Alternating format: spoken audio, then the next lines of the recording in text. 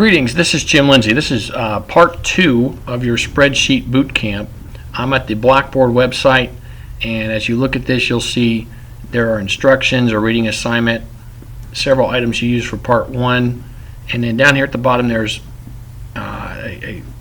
there's the video you're watching right now, and then you have the PowerPoint slides that I'll refer to in a minute, and then this start file. You want this now. You want this part 2 start file because as I work through the slides, I'm actually going to go back and forth. And this lesson is a little bit different. We're going to cover intermediate skills versus the basic stuff. In the first one, you're just learning what is a spreadsheet, what are columns, what are rows, blah blah blah. In this one, what you're doing, you're using some more advanced functions, and so we want to immediately pop from a discussion about it to doing it. And so to get that done, download this file and open it up, and I'll show you what it looks like. Okay, I'm going to open it up. I've got part 2 start file. Open that up, and you may see an enable editing button pop up right there. If you see that, click on that so you can actually make changes to it. And I can zoom in here just a little bit. But this is a spreadsheet with a bunch of payroll information, and we'll refer back to this in just a minute. But you want this worksheet because you'll see there are 3 different worksheets within this workbook, and we're going to use all 3 of these as we work our way through this lesson. Okay, so let's look at the agenda for what this is going to talk about, what this presentation covers, and it goes over items listed right there. The first one we've talked about a little bit already, so we'll jump right into that. What we've talked about functions. Functions are pre-built formulas that are part of Excel. They're very powerful, and there's so many. There are thousands of them, and they can do all sorts of like really simple things for you, like just tell you the minimum value within a range, to really complex stuff. Really complex financial present value functions, all kinds of accounting things in there. It's just trigonometry, calculus, all kinds of stuff that's in there that is really complicated. When you're working in here, you've got this insert function button. This is a little snapshot of the ribbon. You can click on this button, you can click on that button, and basically it'll bring up this right here. And so if you're looking for a specific kind of function, like the geometric mean, for example, you just type it in there, hit go, and it'll bring up like different ones which may be what you're looking for. And then if you find the one you want, you select it, you hit OK. If you know exactly what the function is that you need in the first place, you can just type equals and then the name of the function down here in the cell where you're working, and it will start it for you. There are a few of these functions I wanted to point out to you. We've used the minimum function and the summing function already in a previous lesson. When we did the part 1 stuff, we basically looked for the minimum value. When we did our grade calculator, we summed things with our grade calculator. But there's also one that's really cool. It's called the if function, and basically what the if function does, it starts to build in logic. And if you've ever done any sort of computer programming, an if function is one of the first things you learn. And what you're trying to tell the computer to do is, if a certain situation exists, then do one thing, otherwise do something else. And so that's where this if function allows you to start to build logic into your spreadsheet. So for example, when you look at this text right here, it's saying that if the value of cell A1 is less than or equal to 100, then take that value and multiply it times 0.5. Otherwise, take the value of 0.3 and multiply it times 2. And so that's how you read that text right there. That's how you read what's typed into the spreadsheet. And I have spaces in there just to make that more legible in PowerPoint. In Excel, you wouldn't. You would not have those spaces. But this is a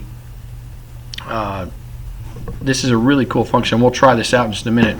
We'll get into our start file and basically have it pop some stuff up on the screen based on the value of certain cells. And not only can you make neat things like this, but you can also nest functions inside of one another. So for example, you'll see with this picture right here, down here in E7, which is right here, what it's done, it's using the average function for the sums of these guys. And so you'll see with the use of parentheses, when you learn about the order of operations, you can basically have the sum take place first, the sum take place first, the sum take place first, and then do the average function of those three resulting math problems and come up with this 175.6667. And so I believe you can nest all the way up to like 7 deep, so you can keep going inside of parentheses all the way up to 7 deep with Excel. So there's a tremendous amount of power that you have with these functions. Let's try it out. I'm going to just get out of Excel here, jump over to, let's get out of PowerPoint and go over to Excel to the spreadsheet. And this is that start file we opened a second ago. I'm just going to use the if function to display on the screen if these are people. You can see, like, let me change the font here. I'll be right. Okay, I'm back. I took this that had like some Courier or some really ugly font. I just took the font and changed it to Calibri. And you'll see this is the documentation part of this spreadsheet that you learned about in the part 1 lesson. What I want to work with is basically this stuff down here, from about A7 through like G20. This is my data down here. These are people, social security numbers, birth dates, genders, and so on, and their pay. And what I'm going to also do, I'm going to take this pay information. I just selected that. I'm going to make that into so it looks like money.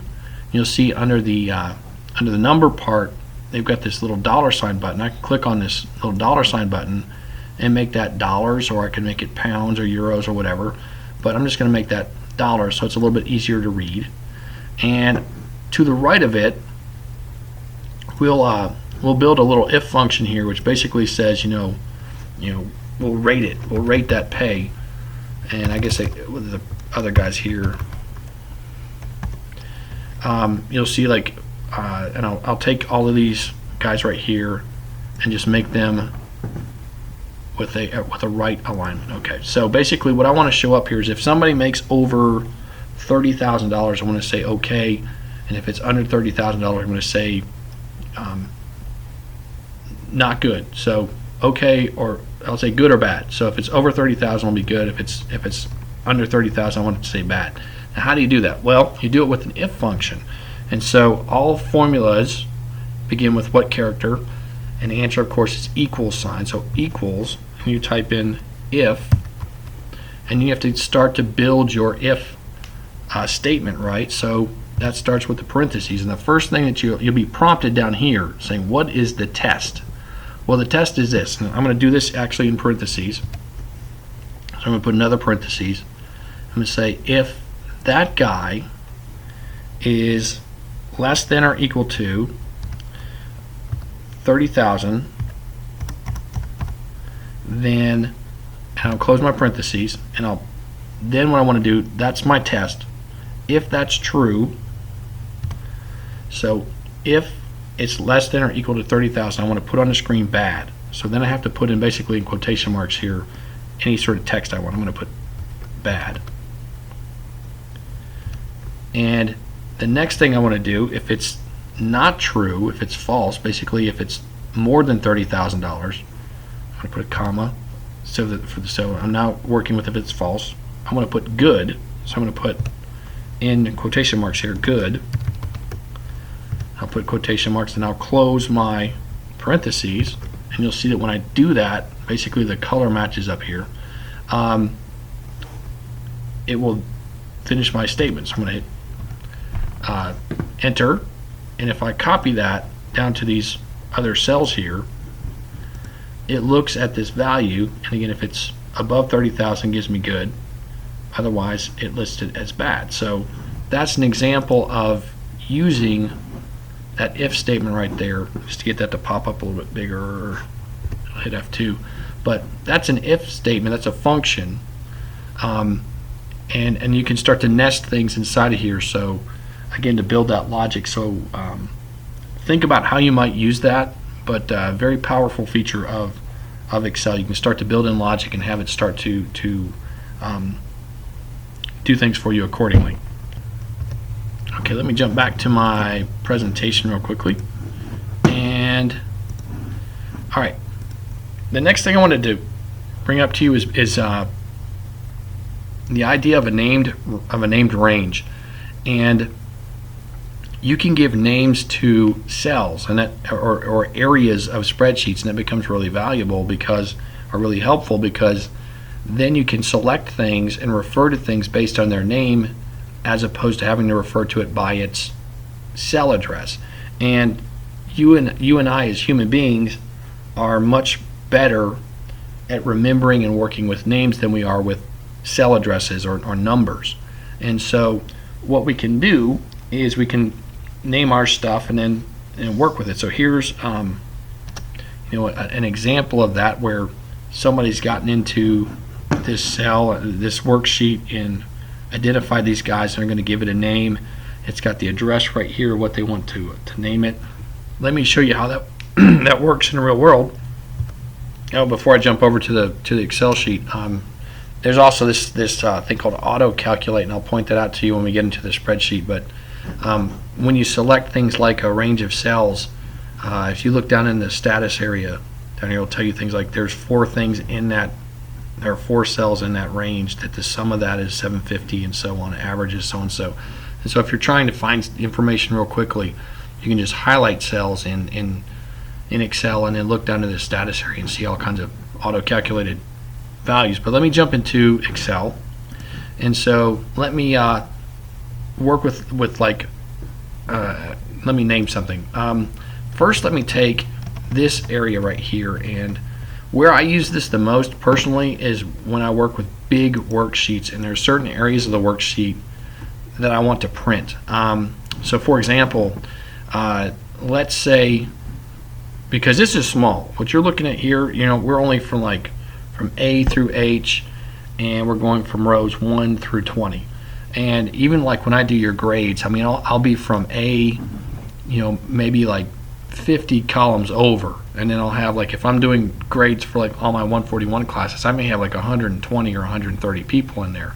And I mean, it's a tremendous amount of stuff, and so to take one area and be able to name it and work with it saves me a lot of time. So let's say I wanted to just print this part right here, because if I try to print all of this, if I go to the File tab and then go to the Print part, you'll see like it's still going to break this up into, it's breaking into multiple pages, because it's putting stuff, it's breaking the pages, and I don't want that. I want everything to show up on a single page and make it easy. So I'm going to take this part, I'm just going to left click and hold on my mouse. I'm going to take these guys right here. Let's say that's the part of this massive sheet that I wanted to print. To name that, all I've got to do is click in this cell right here, this name box. I'm going to call that the print underscore space, or the print, I can name it print underscore area. And so I'll hit the enter key. And so then I can go anywhere else, like even if I go to like a different worksheet, click on this down arrow, well, made a liar out of myself. Within that worksheet, and click on this down arrow, go to print area, and it selects that for me. And so that's where I use this the most. And then what I'll do is I'll go over to the File tab, go to Print, and then it says, what do you want to print? With this drop down box, I'll say I want to print just the selection. It takes that, and then I can do things like scaling, or make it like it all fit on one page, and it can squish it down that way. You can work with the orientation and do like landscape and so on. But naming is really helpful, and in the examples that you're given in the PowerPoint presentation, it talks about like if you had something that was like the total sales or the total expenses, you can just name it that, and then in your calculations themselves refer to total sales or total expenses. And that's easier for you and me to do as human beings, as opposed to remembering specific cell addresses. So pretty cool stuff. Next, what we want to get into is sorting, and sorting is easy. And we'll do some sorting with the example we have open in just a moment, but sorting is when you basically want to put things in ascending or descending order, and you can do that in different levels. And so as you're going to see in just a moment, we'll sort things based on gender and then put them in A to Z level or Z to A level and so on. But knowing how to do that is something that's just, I think, really important to your success. And so how do we do that in Excel? Over here in the spreadsheet itself, let's say we want to sort this pay information based on gender and then alphabetical or whatever. Well, first you have to select what you want to sort. Now, and it's important that you select this in the right way. So I'm going to select, basically I'm going to start in A7, hold down my left mouse button, and come on down here to H20. So I went from A7 to H20. If I get up another row above here, or if I miss a row, it's going to mess it up. So you have to select the right thing that you want to sort. And there are multiple ways to do this. Some people like to use the filter button. I like to go to the data tab of the ribbon, and there's a button for sorting. Click on the sort button, and you get to tell it what specifically to sort on. So I'm going to go with, because you'll see that this row 7 here, those are the titles of those columns, right? Well, because I've got this little box checked where my data has headers.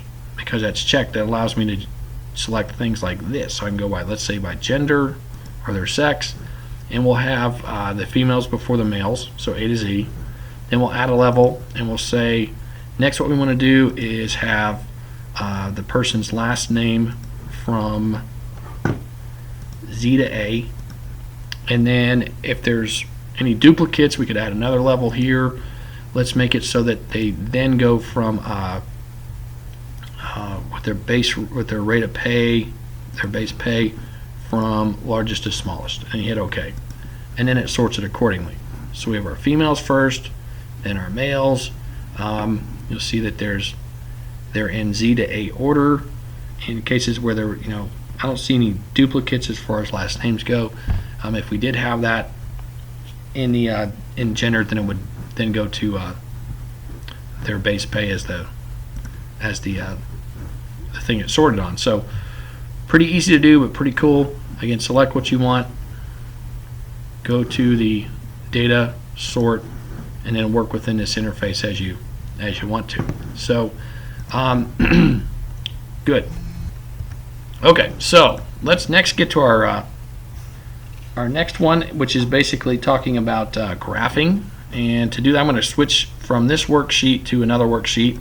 Within this workbook, you have a worksheet over here called Computing 100, and over in PowerPoint, charting or graphing, of course, is when you're making something like a line graph, a pie chart, something like that. And there are lots of different types that you can make. We have you work through this in the SAM projects. I think we do a pretty good job of putting you through the paces to make some pretty good charts. But just to get you to break the ice with you, if you haven't done this in a while or if you've never done it, let me remind you, let's do a pie chart and then let's do a line chart together. Let's do a pie chart first from this one. I'm just going to select these cells and get the font looking better for us. Okay, hopefully that's a little bit more visible. But what I'd like to do is make a pie graph out of this data right here. I'm just holding down my left mouse button. I'm selecting from A10 through B15. This is a grade distribution. Within this fictitious class of Computing 100, there were grades of A, B, C, D, and F in those numbers right there.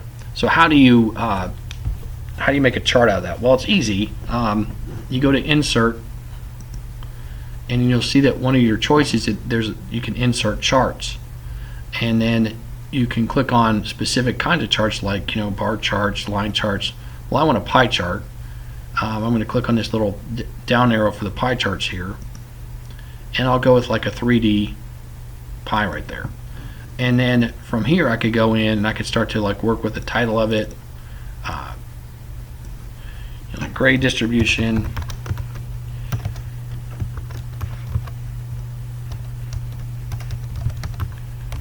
and then there's my legend down there. You could then if you right click a chart, you can then get into things like selecting data, which we're going to do in just a minute, but you can modify things up here in the top. If you have a chart selected, this conditional tab shows up, basically chart tools. You can do things like select different styles for it.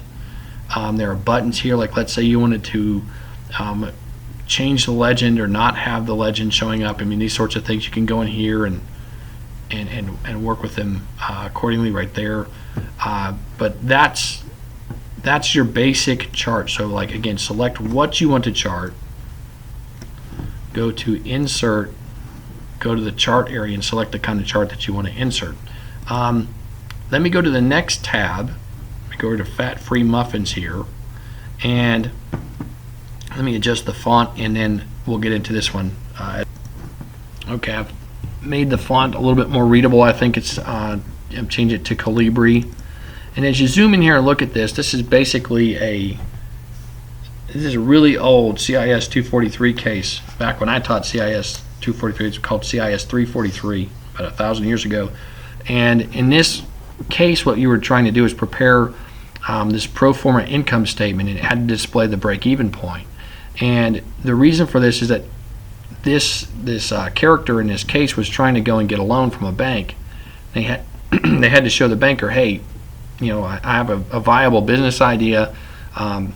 With this idea I have, it's only going to take me 10,000 units of these fat-free muffins before I break even. And so this was just going to be a document that helped this person demonstrate to the banker that they were a good person to loan money to. So in this case, we're trying to graph or line chart this data right down here. And again, to chart something, you first have to select what it is you want to chart. And so, well, what I want to chart is basically this stuff right here. And so I'm going to hold down my left mouse button, starting in A31, and go down to F42. So this rectangle of stuff right here is what I want to chart. And then I just have to go to Insert, go to the different chart types, and I would like a line chart. That's what I would like. And so I'm going to go to this Insert Line Chart, and I'll go with a style of this that I think looks fine. I'll go with this stacked line with markers. That's kind of a style I like. And I'll put this on my page. Now, this obviously looks kind of weird. This is not exactly right. And the problem is, as you get into this and look at this closely, and you've never seen this before, so you don't know, like, what is it doing? Well, basically it has the X and the Y axis reversed. Instead of having you know, the units and all this sort of stuff over on the left and the amounts down here, it's got them mixed up. And so I want to switch my row and my column. I could change that two different ways. With the chart selected, I could click this button right here to switch row and column, which makes it, oh, this starts to make a lot more sense. Or I'll undo that. Or what I could do, if I right click the chart, I could then go into select data, and I could switch the row and column that way. But the results, the result is the same, but basically I want to, with my chart selected, either hit the switch row and column or right click, select the data and switch those. And then it gets me into something that's more of what I want to present to my banker. Now, as you look at this chart, you'll see that there's several things charted that don't need to be there. How can we clean this up? And well, one of the things we can do is we can start to take out a lot of this extraneous information. How do we do that? Well, we could right click, select data, or click this button right here to select data. And you'll see as you look in the data that got charted, see if I can make this a little taller, that way I cannot. I'm going to take out these blank series.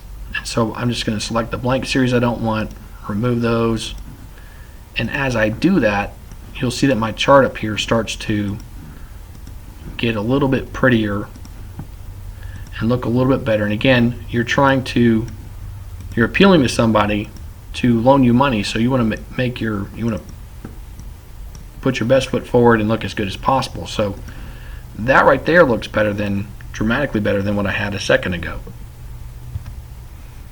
To make this look, I think the best, what I'd like to do is actually get this thing down to where just the revenue, which is the money you're going to make, and the total costs are listed there. And so if I pare this chart down to just those two items, it's going to be really simple and easy to read. And again, that can be done through selecting your data, and then what do you want to include? Well, I don't want to include the units sold. I do want the revenue. I'm not worried about the fixed cost. Not worried about the variable cost. I am concerned with the total cost, and I'm not worried about the profit loss. I just want those two items. Hit OK, and you'll see how these guys show up here. Actually, I think I also need my profit loss in there. Probably drop the revenue, but again, to get that to go there, select your data, go with the one that you want to add or drop, and hit OK. There, it looks better. And then you could go in here and change, the axis labels and the title and all that stuff. And we have you do that through the SAM projects, but really easy to create charts and then manipulate those charts once you've got those created. And again, you can do different formatting of these and really pretty stuff. But that's something we want to make sure that you're really comfortable with, because you'll definitely do that. Now let's take this chart. What I want to do next, I've got PowerPoint open already. Let me just scoot on down to the end of the presentation here. Let me add a new slide, because one of the things I think you should take away from any of these CIS classes is this whole idea of integrating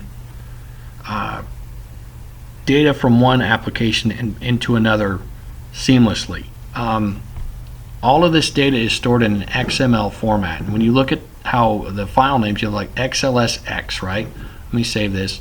This is Part2 start file.xlsx. And the X on the end means this is stored in XML. And what that means, if you look at like the PowerPoint, they're PPTX, and the Word files are DocX. They're all storing data the same way, and as a result of that, you can take data from one application and put it into another super easily, and in fact you can actually tie them together. Let me show you what I mean. Let's say you wanted this chart in that PowerPoint presentation. Well, what you could do is, the easiest way to do that is just to select that chart and copy it. I'm just going to hit Control-C to copy it, jump over to PowerPoint, and I'm just going to hit Control-V to paste, and paste that guy in there. So, ta-da! So I pasted a chart into the presentation. And that's fine. If all you need to do is just put that picture there and leave it, that's great. But I'm going to delete it. There's actually something smarter and better that you can do between the two applications. You can actually, when you copy it, so I'm going to select this guy and copy him, and then I'm going to go over to the original one over here, to the PowerPoint, and this time I'm going to do something called a paste special. And you'll see over in the home tab right here, there's the paste button, but there's also this little drop down box. You can do something called a paste special, and you can either paste or paste a link, and this is basically also called, when you paste it, it's also called embedding, like when they're with embedded reporters when they travel with combat units, when you're watching the news. I'm going to paste a link because I want you to see this is the most powerful of all the different sorts of integration you can do. But when you paste a link, this PowerPoint presentation and that Excel file are going to be connected to one another. Alright, so I'm going to paste a link, hit OK, and then I'm just going to save it. I'll make this bigger so you can see it a little bit easier to see it, and I'll save it and I'll close it. Now, what does it mean that they're linked to one another? Well, this is what it means. That dude is closed up, right? I'm going to go in here. Let's say that we have our chart put together. We're about to go see the banker. We're going to use a PowerPoint presentation that we just made, but we realize, oh, our numbers are kind of messed up. And we're going to be able, instead of paying $5,000 in rent, we're going to get this thing for $100. And watch how that changed. It changed our break-even point dramatically. It dropped. I'll redo it. So it went from 10,000 down to 4,800. And on top of that, we're going to get our price. Let's say we're going to be able to charge per unit, like our sale price, we're going to be able to charge $25 per unit. So that knocks it down to, like, we're only going to have to sell 194 of these things, okay? So you see how this chart is dramatically different than what we had a moment ago. I'm going to save that, and I'll close it. Now what happens with this linking and embedding that I've been talking about when I open up this presentation, so we go to the bank, and I say, hey banker, I'm Jim, and I'm going to open my bakery. And when I open this dude up right here, it's going to say, hey, this file is linked to an Excel spreadsheet. Do you want to go ahead and update your data? Yes, I do. Let it do its update. And then when I come down to that very bottom slide down there, you can see that it's now changed as well. And so that was all done through, I copied in the original, I pasted a link in the receiver, which is this dude, and I saved my guys, and when I opened, just updated the link. So it's a really easy thing to do, but it's very powerful, and it's something that you should be doing, I think, as a graduate out of these CIS classes. And by the way, there was a PowerPoint slide talking about Office integration right there. Okay, your last idea for this presentation is something about basing our applications into websites, and we'll talk about that now. One of the cool things about learning about technology is that a lot of the people that have created these things are still alive and doing things. In particular, we want to look at Dan Bricklin, because he's the guy that we started with. He's the guy that started WikiCalc. He and Bob Frankston got together, created WikiCalc, and the whole personal spreadsheet, the spreadsheeting for personal computers was started. I wanted to show you what he's been up to lately. I have a link to something we're going to look at here in just a moment. I also wanted to show you the current, probably the best example of web-based spreadsheeting, which is going to be available through Google Docs. And so let's take a look at those. Okay, I want to begin with I want you to see www.bricklin.com, and if you want to learn anything about Dan Bricklin, this is his personal website, and you can learn about his current endeavors. He has his own historical information about VisiCalc and that whole venture. So this is something that's available to you. And then one of the first web manifestations of spreadsheeting was something called WikiCalc. And so I'm sure you've heard of Wikipedia.org. Wiki, W-I-K-I, is a network protocol which basically allows people to modify the content of a web page. And so he used the Wiki protocol to put together a spreadsheeting solution. And if you want to visit this, the link right here to this web page is in the PowerPoint presentation. You can visit this page. But basically this was sort of a precursor to what you see on like Google Docs. And so I'm going to show you the Google Docs version of this Wiki spreadsheeting solution in just a moment. But this is very, very cool, because basically you can put a spreadsheet on a web page, and then people can get in there and modify it however they need to, however they wish. And so especially with Google Docs, you can then start collaborating and have multiple people in the same document at the same time modifying things and sharing the document, and so on and so on. So I'm going to jump over to Google Docs. Here is google.com. I put in Google Docs. I'm going to search for it, and the link for it here is google.com/docs. You go to that, and this is what it looks like. You can do all sorts of things. You probably have done all sorts of things with this site. A lot of people coming out of high school now use Google Docs to create word process documents, presentations, and you can also do spreadsheeting. You can also create forms. And so there's a tremendous amount of stuff that you can do for free from this web page. I'm going to click on Go to Google Docs, and you'll see as it comes up here, basically this way I'm logged in as a guy named Elwood. I can't even remember Elwood's last name at this moment. Elwood Berryman. It's a guy I created for a class project, but Elwood hasn't created any documents or spreadsheets or presentations. If he wanted to, he could create documents here. We're specifically interested in spreadsheets. So in this left corner, I'm going to click on this little, 3 bars here, go to Sheets, and it says, okay, you don't have any spreadsheets. Do you want to create one? I'm going to click on here to create one. Sorry, click on my little plus sign down here to create one. Starts one up, and then this starts to look like and act like what you're used to seeing in Excel. So I'm just going to add some titles here. We're going to have like salesman here. Let me get up into this cell here.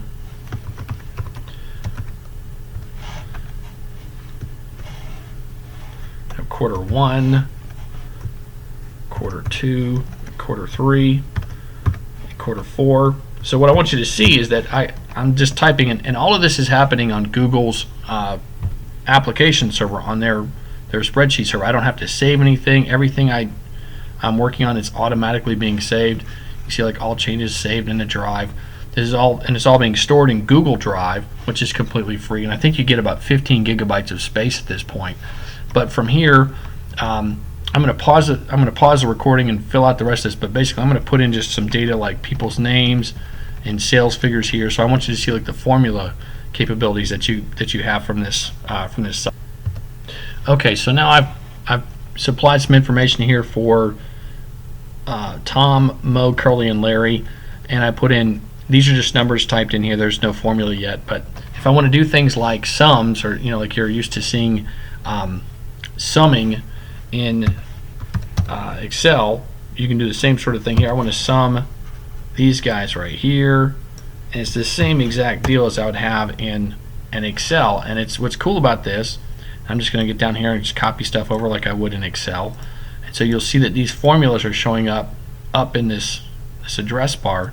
So this thing is acting and working just like Excel. And again, it's saving. I haven't put a name in here. I can rename this. Click up here. Sales figures, as my it's the name of my sheet, but on my workbook here. You can add different worksheets down here. So all the sorts of things that you would get from Excel, you have available from this web-based application, and it's totally free. So really cool stuff. If you go into teaching, and especially in a public school system, and there's no money for software licenses, this is a really good option, because as long as your school has internet access, which it probably will, you're going to have an opportunity to teach your kids how to use spreadsheets, word processing, and presentation sort of software. So and that's where maybe a lot of you have seen it as well. So wanted to show this to you. This is something, again, that's basically kind of the genesis for some of this stuff came from Bricklin with his WikiCalc, which you saw over here. And so again, these guys are not dead and people of history yet. I mean, they're still around and still contributing to what we're doing in the technology world. So pretty cool stuff.